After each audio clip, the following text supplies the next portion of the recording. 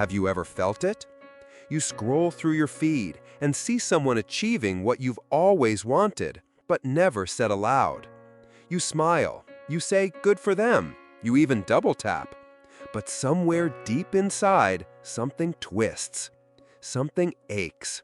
Something whispers, "Why not me?" Or maybe it's subtler. A colleague gets the promotion. A friend finds love, ease, attention. An artist creates something breathtaking, and your heart breaks not because of its beauty, but because of your silence. This is the landscape of jealousy. It doesn't always shout. It doesn't always sabotage. Sometimes it just hums beneath the surface. Quiet, constant. And most of us don't know what to do with it. So we bury it, judge it, project it. But what if we listened instead? Imagine you are walking down a long corridor, dimly lit. The air feels thick. The walls echo with faint voices. Your inner critic, your suppressed desire, your childhood rules. At the end of the corridor sits a figure. She looks like you, but sharper, clearer, hungrier. Her eyes hold both longing and clarity. This is your jealousy. She does not avert her gaze. She has been waiting. Ask her, "Why do I feel this way? What is it you're trying to show me? What dream have I betrayed to feel this sting?" Now listen. She might say, "I rise when you forget what you were born to do. I sting because you silence your gifts. I point toward your unlived life." She is not here to punish you.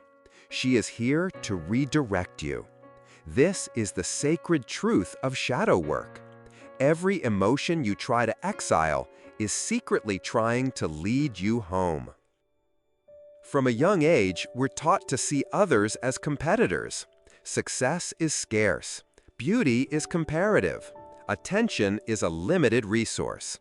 So jealousy becomes shameful, especially for women, sensitive men, and creatives.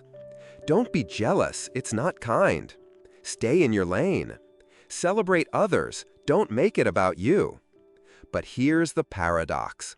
The more we try to suppress jealousy in the name of virtue, the more it festers in secret. Because it doesn't disappear, it just morphs. It becomes bitterness masked as politeness, cynicism dressed as realism, passive aggression, gossip, withdrawal. And under it all is longing. A longing we're too afraid to name because we were told we weren't allowed to want that much. Here's what no one told us. Jealousy is not about what someone else has. It's about what you're afraid you'll never give yourself permission to pursue. That author's book? Maybe it's not about their success. Maybe it's about the stories you're terrified to tell. That woman's beauty? Maybe it's about the radiance you were taught to dim. That friend's freedom? Maybe it's about the wild life you secretly craved but never dared to claim. Jealousy doesn't reveal what's wrong with you. It reveals what's hidden in you. It is the most honest emotional GPS. It says, "Look here, this hurts, because this matters." And when we approach it with curiosity instead of shame, jealousy becomes a map to your buried treasure, your desires, your hunger, your potential. So how do we work with jealousy intentionally? Not suppress it, not indulge it, but integrate it. Here is a sacred practice, the jealousy mapping ritual. 1. When jealousy rises, pause. Don't scroll past it. Don't mask it in positivity. Breathe. 2. Name it. Write down who triggered it, what was the moment, what did you feel, really. 3. Ask, what does this person or situation represent that I desire? What part of me is asleep because I believed I didn't deserve this? What belief is keeping me from going after what I want? 4. Bless it. Yes, bless the jealousy. Thank it. Say, "Thank you for showing me what I forgot I wanted. I will not abandon this part of me again." 5. Take one step toward that desire. A tiny action, a conversation, a decision. Repeat this practice. Jealousy is not a one-time visit. It's a lifelong messenger.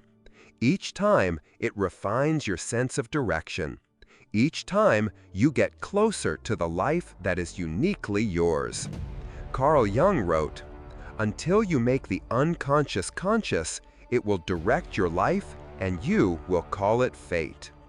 Jealousy, like all shadow emotions, is not meant to be eliminated. It is meant to be brought into conscious relationship. When we hide it, we give it power over us. When we integrate it, we gain access to its wisdom. This is the essence of intentional living. To walk through the inner world with eyes open. To name what's real, to feel what's raw. To act from alignment, not avoidance. Your shadow isn't trying to ruin your light. It's trying to complete it. You are not only light.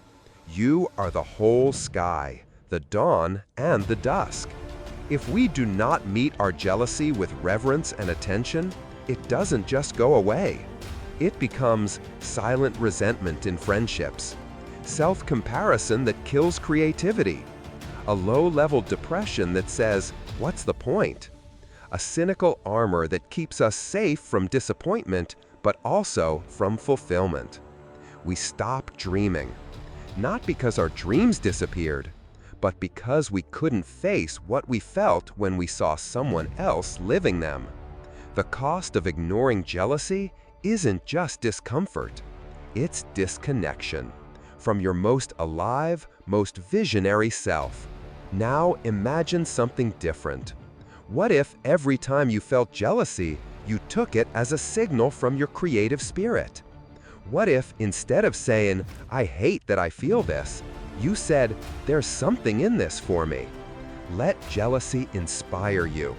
Let it fuel your writing, movement, art, business, voice.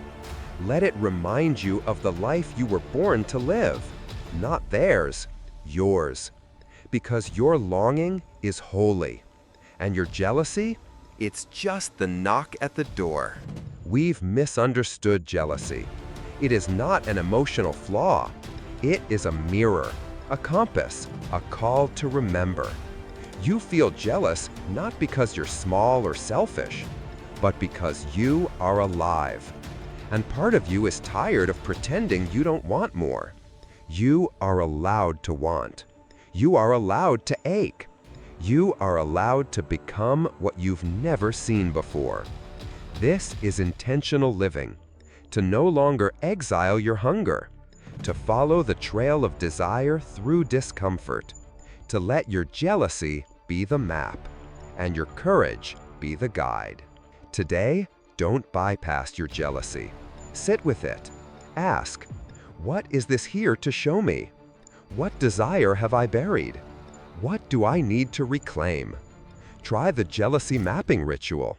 Begin a journal titled, "Things I'm Afraid to Want." Fill it, own it, then live it, one brave action at a time. You are not broken for feeling jealous. You are being invited into a fuller, wilder, truer life.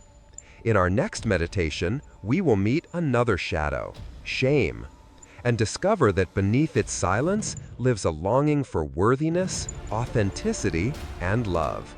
But today, follow your jealousy. It knows the way.